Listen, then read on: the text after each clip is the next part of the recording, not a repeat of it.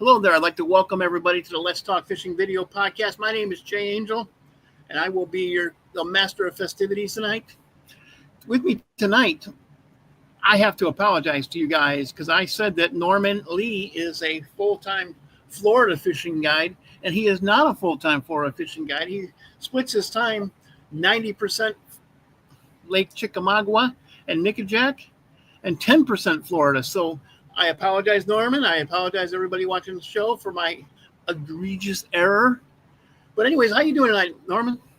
Good, man. Jay, appreciate having me on the podcast tonight. But you know what? Yeah, and you said it. 50 years, grew up, born and raised in Florida. I guided in Florida over 15 years, and moved up to Tennessee about 5 years ago. And so I still go back to Florida 2 or 3 times a year, and but enjoy it every time I get back. That is my old stomping grounds, and I still consider myself a Florida boy, even though I'm up here in Tennessee full time now.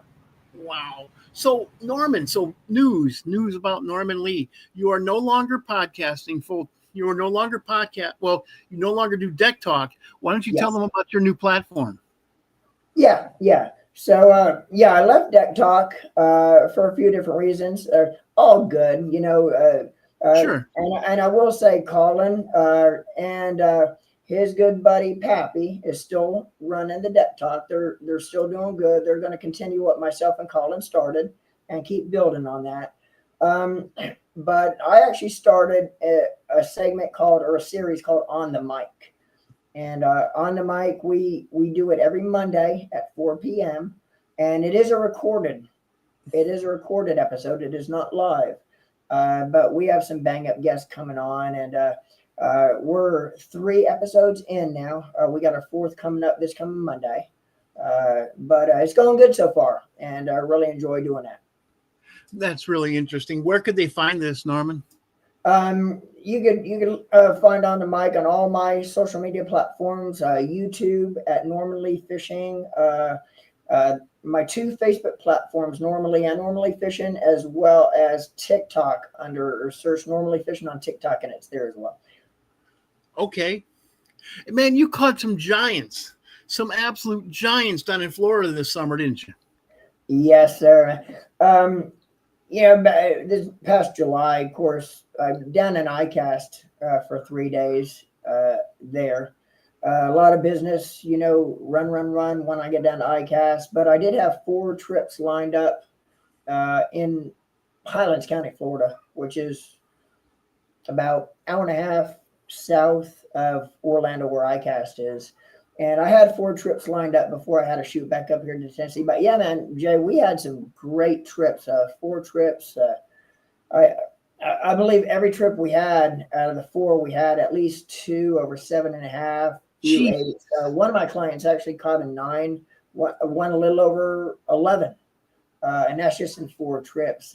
So had a blast while I was there. It's always a good time when I get back there and toss the lines out in Florida. Getting ready to go back in February. I'll be back in February, which I'm actually booking trips for right now for when I get down there in February.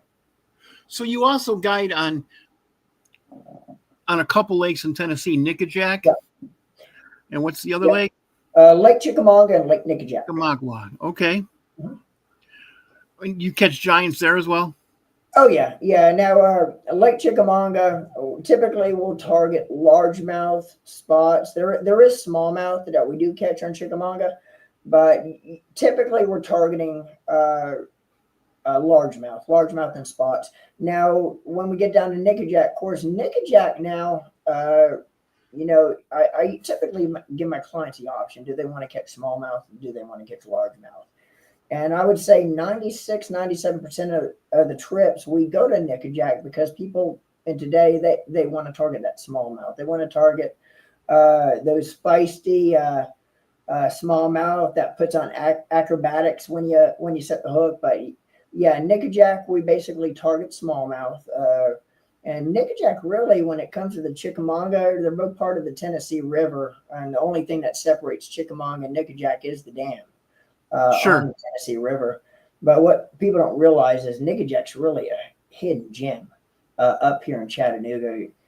7 or 8 years ago, Bassmaster Magazine did an article on Lake Chickamauga, and they ranked it number 2, basically number 2 in the United States as the number 2 ranked fishery. So it got a lot of publicity, and with a lot of publicity comes a lot of pressure, but everybody Yes. wants to fish Chickamauga. So Nickajack is kind of that hidden gem that you don't see a lot of boats. And I mean, you do see a lot of boats and trailers when you pull out the boat ramp, but nothing like Chickamauga. Chickamauga gets hammered on a daily basis. You got to Chickamauga on a Wednesday. I get out there. Of course, I fish, full time. That's what I do. But I get out on a Wednesday, say to Chickamauga, and there's 200, 300 bass boats fishing in different areas. I'm like, don't people work up here? Yeah. Because that's on a Wednesday, and it Sure. has that much pressure on it. So Chickamauga does get hammered as far as the pressure. I've often wondered that the guy has $100,000 bass boat and he's fishing on a Wednesday, Yeah, and everybody that I'm seeing out there on that per se that Wednesday, they're all younger guys. I'm like, don't people work up here? But yeah, and that just goes to show how. And you can imagine that's a Wednesday. Just think how it is on Saturdays and Sundays. Oh yeah, I'm sure You it's could packed. amplify that by 50%. Yeah, you get to your spot and it's already been picked over 7 times. And Yeah. and that's the nice thing about Lake Nickajack too. Granted, we're catching smallmouth, which, growing up in South Florida, catching giant Florida largemouth, get up here in Tennessee. I actually prefer going to catch smallmouth because, I can catch enough largemouth, but every chance I get where I'm able to get out on Nickajack and just rip some smallmouth lip, I prefer that. But that with Nickajack, you don't see the boats. You don't get the pressure. Sometimes I get out there on a Wednesday and I'm the only boat that I see in the entire day. So have you ever been up north and fished largemouth? Like Green Bay? Once. Okay. I fished. I heard that they're a different animal when you get down there to Tennessee. They behave a lot. Now I love talking about the differences, because I've fished Green Bay extensively. I've fished Lake St. Clair more than a couple times. I fished a lot of the better lakes, smaller lakes inland in both Wisconsin and Michigan. Yeah. And I grew up fishing smallmouth streams in northern Illinois. Yeah. So I just love fished. I fished one once in a tournament, and it's totally different, total night and days. Even as far as the fish is concerned, you catch a 4-pound smallmouth on Lake Nickajack, compared to a 4-pound smallmouth like on one of the Great Lakes, St. Lawrence, anywhere in those per se smallmouth known bodies of water. And the Nickajack smallmouth basically is almost streamlined. Yes. Where you catch a smallmouth up in like St. Lawrence or any of those bigger up north, New York, the Great Lake areas, they're almost like a football. Some of them, they're almost as wide as they are long. And they sit there and they feed on those gobies. They feed on smelt. They feed on like 6 different kinds of minnows in the Great Lake, and they're just as you're going over to your area, you're going through the salmon areas. You can just see bait balls, almost like you would in the ocean. Yeah, just night and day difference in the luck of the smallmouth up there compared to what we got down here. But also the stream smallmouth that I caught, I haven't caught a whole lot of smallmouth down south. But the stream smallmouth, yes, they're more streamlined, but also they're feistier. They're gonna, when you hook something in 2 feet of water, it's got no place to go but straight up. And to a recreational fisherman, that's incredibly exciting. Oh yeah. To a tournament guy, that's just stressful. Yeah, and even being a guide, my job is to put clients on fish and get them in the boat. Yes, get them in the boat. And I got what you're saying about being a tournament angler. You want to keep them fish down. The last thing you want them to do is jump. When they come out of the water, you don't know what's going to happen. But when I have clients with a big smallmouth on, my heart's in my throat, because when I see them coming up, I'm trying to walk them through the whole process. Bow to them, get that rod down. Yeah, and they want to keep lifting the rod up, helping them come out of the water, and they come out of the water, and the people with the client that has them on, oh man, look at that! Isn't that so pretty? I'm like, yeah, it is. Put it on. We just did two backflips. Yeah, it's to see the smiles you get with people when they put a big smallmouth in the boat. It's just priceless. Oh yeah. And, since I was a multi-species guide, the areas that I caught smallmouth up in northern Illinois, there were also a lot of hybrid stripers, and it's, Oh yeah. boy, and I'm sure Nickajack has a lot of hybrids too. Yeah. Oh yeah. And there's a lot of big stripe. Now, me personally, I have not caught one of the giant stripers yet. I have caught giant stripers in the past on different lakes. Kentucky Lake, I caught a couple of giants when I was fishing the tournament up on Kentucky Lake. This is years ago, but I haven't caught one of those massive. I see people posting pictures of the big giant stripers out on Nickajack, but I haven't caught one of the big ones yet. I've caught a lot of stripers, but all my stripers has been, the. Yeah, I just caught hybrids, which you were talking about footballs, man. The hybrid stripers look like footballs. Oh, yeah. There was a post a couple of days ago. I can't remember who made the post, but there was a post on Nickajack. Somebody, I think it was a local guide up here, had one of his clients catch. I don't know how big it was, but he was holding it. It looked like it was probably about 37, 38, 39 inches long. I mean, it was. Oh, jeez. It was huge. And I'm like, oh man, a striper that big, boy! I don't know if my equipment can handle that. And when we fish Nickajack, most of the artificial guides, including myself, we're using smaller jigs, smaller hooks. So I can imagine. This is a guide, one of his clients that posted the picture. So I can imagine the bait and the hook he was using was probably small too. Now, speaking of baits, you seem to have an interesting spin on Carolina rigging that we talked about last time. Yeah, kind of call it my signature Carolina rig. Growing up and then guiding, for 15 years in Florida. Two of the lakes I got in Florida is deepwater lakes, and deepwater lakes in South Florida, the Highlands County area. When you get down by Lake Okeechobee, you don't find a lot of deep water bowl-shaped lakes that goes 20, 25 foot with structure. And two of the lakes I actually guide on is like that. So did a bass actually get down that deep, as hot as it is? Yeah. Oh yeah. You must have some kind of current that goes through there then. No current. Now these lakes, they are slip my mind. They are they reservoirs? No. Gosh, I was just trying to think of the word and slip my mind. They are well, come to me in a second, but yeah, the thermoclines in these lakes, they have a thermocline down. Mesotrophic, oligotrophic, yeah. As you get into the 20-foot range, where now some of the lakes are deeper than 30 foot. Now, largemouth bass in Florida typically will not go below 29 foot because the oxygen level will start actually decreasing as it gets. So you have a thermocline, yeah. Yeah, but they do have a thermocline in around the 20-foot mark, 20 to 25 foot.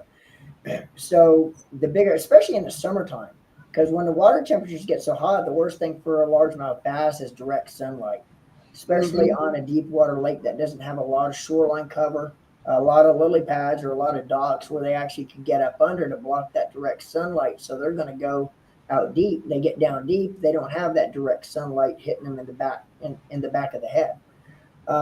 But back in the mid 90s, I got to trying to fool around with the Carolina rig. I joined a club, my first club I ever fished, a bass club. I was pretty green back then in the mid 90s at it. So I started playing around with the Carolina rig, trying to figure out how I could get an edge on these 2 bodies of water, because the club fish these 2 bodies of water both twice a year. So they were known for brush pile fishing. And they have a lot of shell beds on it, but back then, not a lot of people fish shell beds, just due to the fact that back then we didn't have the technology to find them that we have today. So I started kind of playing around with it, different size leader lengths. And what I came to find was I fished 2 rods, and I'll play with the leader lengths. One, I kept the standard leader length, which typically is going to be anywhere between 18 and 20 inches. That's what everybody throws. 18 and 24 inches, yeah. So I started playing with the leader lengths. I'd have one 18 to 20 inch leader, and I started lengthening the leader on the other rod. And I got to about 7 foot, and I was finding that same area, same time, put them out behind the boat, the same distance, and I was dragging over shell beds, and I was getting bit and catching fish 7-2, meaning 7 bites on the 7 foot leader compared to 2 bites on the 20-inch leader. Man, so with 7 feet, are you just barely moving that thing, or are you really working it? Well, if I'm fishing to find structure and I'm by myself or with somebody that's good at casting a rod and reel, it's hard to do with my guide trips because a lot of your clients, they really don't know how to cast a rod and reel. Yeah, they don't know. No. Even spinning rods, people have an issue with. So it just depends on, if I'm out by myself, I like to cast. If I'm fishing to find structure, but with my clients, a lot of times I'll take drifts over shell beds that's marking a lot of bigger fish on them. And we'll just take a drift over the shell bed and just drag the Carolina rig behind the boat. You want to get it as far behind the boat as you can, especially when it's a little bit lighter wind, because you got to think about it. The boat's going over the same fish that the bait's coming across only, 15, 20 seconds before. So you want to get the bait as far behind the boat as you can. So you might have 50 to 100 feet of line out? Typically, I'll have about 50 to 75 foot if you draw a straight line on the surface. And wow. Of course, when it hits you keep your bail open or your spool released when it's dropping, because if you click it over as soon as it hits the water, it's going to drag back to the boat. So typically 75 foot behind the boat, but if you take in consideration the angle the line's going down to the 20, 25 foot of water, it's actually more line than that. But the further you can get it behind the boat, the better off you're going to be, the more bites you're going to have. Because, again, you got to remember, the boat's going up. And don't think them fish can't see that surface in 20 foot of water. So the further you can get the bait behind the boat, the more time it gives between when that fish sees that big old tub floating over top of it and that bait coming along. But that 7 foot leader. Questions. So when you throw the thumb, go ahead. You let the fish take it? No. Typically, the bigger fish, when they eat the bait, you're not going to feel a bite. All you're going to feel is like you're hooked on bottom.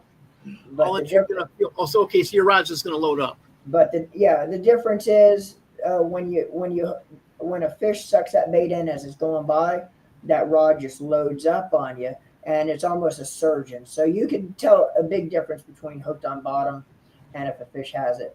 And basically, follow that fish to the water line with the rod, and as soon as you get to the water line, you have a good swing over your shoulder. Pull back as hard as you can. The biggest mistake most clients make when they feel the bite and they start feeling that load up on the rod, they want to do like they're flipping around a shoreline where they see a bush move where they flip the bait in, and first thing they do is put the rod tip to the fish to get ready to pull back. Can't do that with a Carolina rig. You got to hold that pressure on that fish and let that fish pull you down to the water. Because what happens is when the client puts the rod tip to the fish, as soon as he feels it starting to load up, the fish will drop the bait. When you hold that load up on the fish in the fish's mind, it thinks that bait's trying to get away from it thinks the bait's trying to get away from the fish, which is going to in turn make that fish clamp down harder on the bait. So you can literally feel a bite, feel that load up. You can literally have a fish loading up on your rod, probably 20, 25 seconds without even setting the hook on her. She won't drop that bait, but she's going to be clamping down harder on the bait. Just because the harder she loads up, the tighter she's going to clamp down, because in that fish's mind, with the pressure of that bait pulling back against her mouth, she thinks that bait's trying to get away, so that fish is going to want to clamp down tighter. So follow the load up. Once you get down to the water line, gives you a really good swing over your shoulder. Pull back as hard as you can. Interesting. Yeah. When I first got out of the Air Force, I bought my first boat. It was April, and I went to a lake. I knew that there were good bass in it, and I talked to the bait shop owner, and he told me to Carolina rig and go up and down this creek bed in the middle of a bay. And he said, because that's the That's the highway that the big girls are going up Oh, to for spawning beds now. And I caught my first 5-pounder by myself without Dad. Well, I caught lots of big smallmouths up in northern Michigan when I was in the Air Force, but it just felt good to go there and catch a really good bass when nobody else was catching anything. It's April and it's still cold way up in northern Illinois. oh yeah, And there's fish don't bite in April. yeah. Not many, but man, the fish you're going to catch are going to be freaking giants. And I went in there and and that's really what started my whole professional fishing career, was that one fish, because I got to know the bait shop owner. Next thing you know, he was introducing me to the local paper. I started writing for them, and then he had me guiding. Oh, Yeah, and here's another thing I'll tell you too. If you remember, when I first started back in the mid '90s, trying to come up with the ultimate Carolina, you should say, what's going to just outdo everybody else. We didn't have the technology back then to make it easy to find shell beds. So yes. Nowadays with the electronics we have, it's so much easier to be able to pick the shell beds out and find them without, just by idling around looking at your electronics.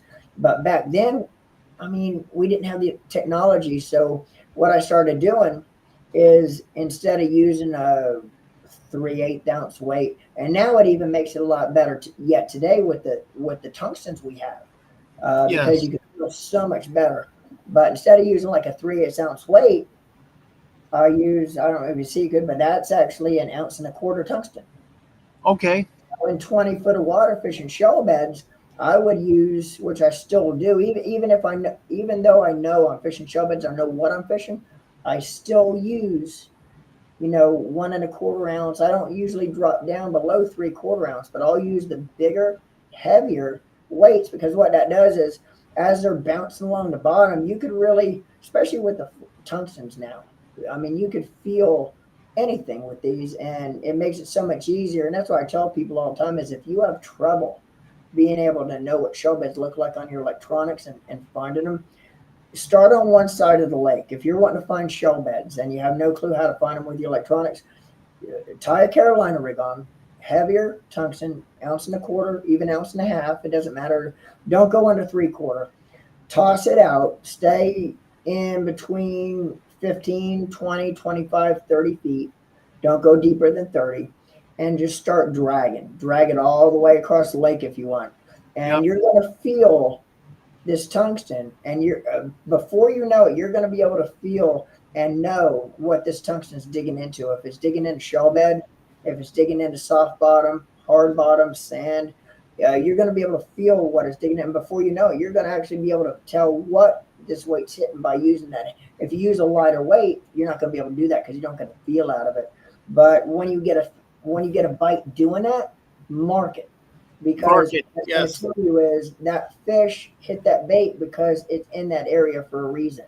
Now, once you get bit there, you could go back. Now start looking at it with your electronics. Now you can kind of dial that area in and really see if that is a shell bar or shell bed, what it looks like on your electronics. But you're finding it by doing this with the bigger weight. I found that I'd be going like this, back and forth and back and forth. And back. Exactly. Zigzag across. Then I'm going to have 6 or 7 waypoints that are going to delineate the entire thing. But that's an easy way for anglers that really don't know how to pick them out on your electronics to find shell beds or find structure in general, is use a heavier weight and just start dragging around. You'll be able to pick them up with that tungsten Also, weight. get over that shell bed and start tweaking your settings and see what settings, what blend of settings delineates the shell beds the best. If you get a bite doing that, you got a bite for a reason. That fish is in that area for a reason. She's there because she's either on a shell bed, she's near some kind of structure or on some kind of structure that's holding her there. So that's when you want to start crisscrossing back and forth. Then you can really pick it out with your electronics. Oh yeah, we fish a lot of oyster beds down on the coast, and it's the same concept. Yeah. Oh yeah. The oyster beds. You think. In fact, I've even seen my rod go, when you're pulling it over an oyster and you're trying to pull that oyster up off the bottom. Yeah. It can feel like a fish, but. Oh yeah. But it doesn't. You get used to it. You start learning what an oyster feels like and what a fish feels like. Yeah. But, you know, you do it long enough, before long, you'll really get that feel down.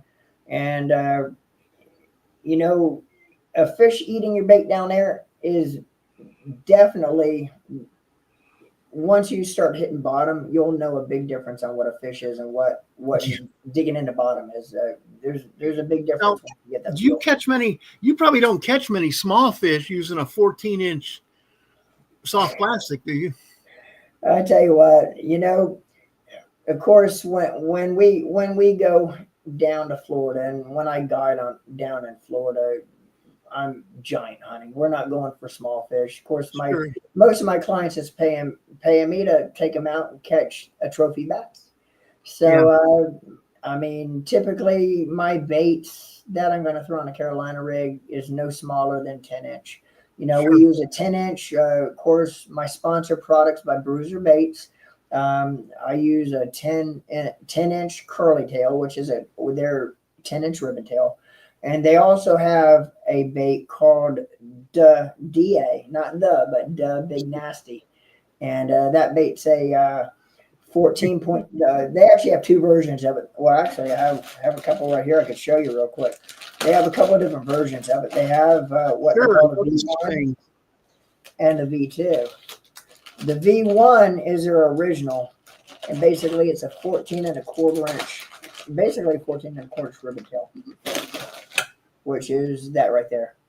Big old snake, huh? 14 What color is that? It's not. Is that like a green pumpkin? This is green pumpkin. Yeah, this Okay. is green pumpkin, and this is 14.25 inch. And but the funny thing, get back to what you just said, you don't catch many small fish. That's the funny thing about bass. And I tell clients this all the time when we'll set the hook on a 12-inch fish on this. I tell my clients, I said, you know what? If largemouth bass got to be 100 pounds and swim in our lakes, just be like sharks. You would not be able to swim in these bodies of water because bass are so mean. You know, just this 14.25 inch bait, we'll catch 12 inches like there's no tomorrow. But it will eliminate a lot of the smaller bites and you know, enhance, I should say, the bigger fish, but you still do catch smaller fish. I mean, I've caught I don't know how many 12-inch bass on. Okay, so you do catch some smaller fish sometimes. Oh yeah. Okay. Oh, yeah. But you have that much greater chance to have those giant bass just annihilate. Absolutely, and absolutely. They do. And when that 8, 9, 10, 11, 12-pound bass sucks that bait in as you're dragging it past them, I mean, all I do is load up on that rod, you pull back, and it's almost like setting up on a Volkswagen on the highway. Once you drive that hook in them, I mean, just power is just endless. But the thing about it is you're fishing in open water. There's nothing for them to get hooked on. Just play them out, tire them out. Sooner or later, you're going to tire them out where, you know, they come up easier. But, and that's the thing I tell people too, is don't get too antsy and too, you know, impatient trying to get them in the boat too quick because there's nothing for them to get hooked on. So you don't want to rip that hook out. It's the difference between fishing in Central Florida and Southern Louisiana. You know, I'm fishing around Cypress knees, and you got to get them out of there. Oh yeah, and that's the difference fishing Carolina rig in deep water versus, you know, we do also a lot of flipping in South Florida. One of the lakes I guide on is known for its shoreline. The deepest part of the lake's like 7 foot, and we flip heavy vegetation. Of course, we're using braided line, totally different technique. But yeah, you get on them quick. You try to get them to the surface as quick as you can. So, you know, totally two different styles of fishing. When you're in that 20 foot of water with Carolina rig, there's really nothing for them to get wrapped up around. So you just play them out and try to tire them fish out now. And because, I mean, depending on how, and you never know how a fish in that deeper water is going to be hooked. You don't know if you have her skin hooked. You don't know how good you have her hooked. So you don't, them fish powerful. If she wants to take a dive on you, if you don't thumb drag her, let her go. I mean, that's it. So she'll rip the hook. Better let her go. Yeah, she's going to do it anyways. Yeah. We're getting to about 30 after the hour. Would you like to do any shout outs? Oh man. Well, first of all, Jay, I appreciate having me on tonight. It's been a pleasure to sit here and talk fishing with you, man. Absolutely, Norman. Thank you too. Yeah, real quick, and you know as well as I do, you know, doing this fishing thing and me doing it for a living, you know, we rely on our sponsors. If it wasn't for our Absolutely. sponsors and the companies that support us, I mean, we wouldn't be able to do what we do. But here's the thing, and this with the sponsors I have, you know, these sponsors give back to the industry. They give back to the fishermen. So I love supporting, you know, companies in the industry that doesn't only do it for the product, doesn't only do it for the money, they do it for the love of the sport and to give back. And family owned and operated companies that do it basically, and they give back to the company or to the industry. But man, Bruiser Bait, I'm just going to go through them. I don't want to spend too much time on them, but Bruiser Baits and Bass Addiction Gear, I've been with them for probably 15 years now. And again, family owned and operated, great company. Firefly Outdoor Marine, another family owned. Spearpoint Performance Hooks, Bucked Up Energy, YOLO Tech, Cornfield Fishing Gear, and Joe Burns Custom Rods right here in the Chattanooga area. Picture Me 3D. That's a company I just recently, about 6 months ago, partnered up with. Of course, I don't know if you can see over, I guess it'd be over my left shoulder. Right up there, that's one of the, what they do is they'll take a photo that you take of that trophy fish, and they'll make a photo 3D replica of your catch. Instead of just a replica that you mount on the wall, it's the whole photo with that replica sticking out of the picture. So really cool deal. Fish Chills Bait and Tackle Power Pole, and a company that myself and Colin started, which we're still making them, Chettown Lures. Which is micro jigs that we use up here for smallmouth, great smallmouth baits. Wow, that 3D pictures, that sounds really cool. Yeah, really, really cool how they do it. But literally, they'll take your photo of your trophy fish or your catch, and they'll take and turn that photo into a memory with a 3D replica of the fish that you're actually holding. So you're actually holding the fish that you catch in your picture. You're actually, when it comes back to you framed, you're actually holding the fish like you're standing holding the fish with the fish sticking out from the photo as a 3D, basically a replica of that catch. Wow. Really, really cool deal. Interesting, man. And also, I will add too, if anybody's ever interested in doing a photo replica like that, make sure when you go on their website at pictureme3d.com, make sure that you use my promo code Norman10. Absolutely, guys. Why don't you tell the folks that email or that URL again? Yeah, it's pictureme3d.com. And at checkout, make sure you use my promo code, which is Norman10, and it's all cap, Norman10 at checkout, and you'll get 10% off of basically your photo replica that comes out like that. So and check them out on the website too, because there's a lot more pictures on the website, so you get a better idea of actually what they look like, more of a close up once you go onto their website of how it's going to come out. That is so interesting, man. We should have talked more about this because I'm sure they have instructions what kind of picture you need to be able to make a beautiful picture like that. Yeah, well, basically, everybody has their iPhone. Yep. To have it come out the best is basically just take the picture on your iPhone. Make sure you get a good picture, of the fish and no blurry. You want you don't want it pixelated, but most of your iPhones today take great pictures. They do. But don't share the picture. You want when you basically go to their website, you could actually upload the picture once you're going through the process of ordering it.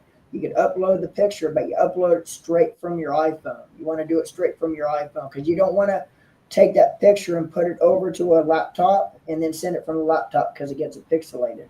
You want to be able to well, I didn't know that. The picture was taken out. That's a good piece of advice there, Norman.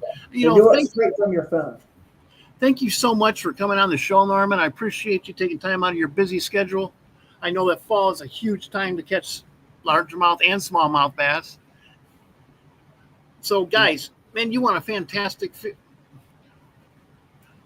Tennessee River. The Tennessee River, guys. Chickamauga, Nickajack, great places to catch numbers and even trophy potential.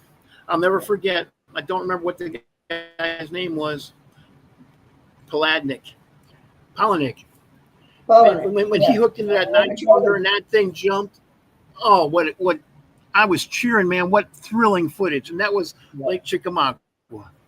Lake Chickamauga. Polanic, man, what a Derby too this past year on the Elite Series, or actually he hooked into that thing and that thing jumped straight out of the water and went. Oh. The chick, man, guys, go ahead and give Norman a call. Look him up, normanleefishing.net. Thank you, guys. It's Thursday night. The chill is in the air, even down here in southern Louisiana. Chill is in the air, 65 degrees when I wake up, and that is so nice. Get out there and go fishing, man. Make the memories. I am a podcaster. I want you to listen to podcasts, but listen to podcasts on your way to the body of water you're going to fish. You're never going to learn about fish. You're never going to get to be a better fisherman by sitting on your couch. I promise you. That's one of the few absolutes in fishing. There's no substitute for time on the water. Yeah, you said it. No substitute. That's exactly right, man. Spend time on the water, have fun, take the kids fishing, get a kid out fishing, take them fishing. Take your girlfriend fishing, take your wife fishing. Is our future. All right, guys. Thank you so much, Norman. Norman, stick around. With that, I'm going to end the podcast. Thanks, Jay. Appreciate you having me.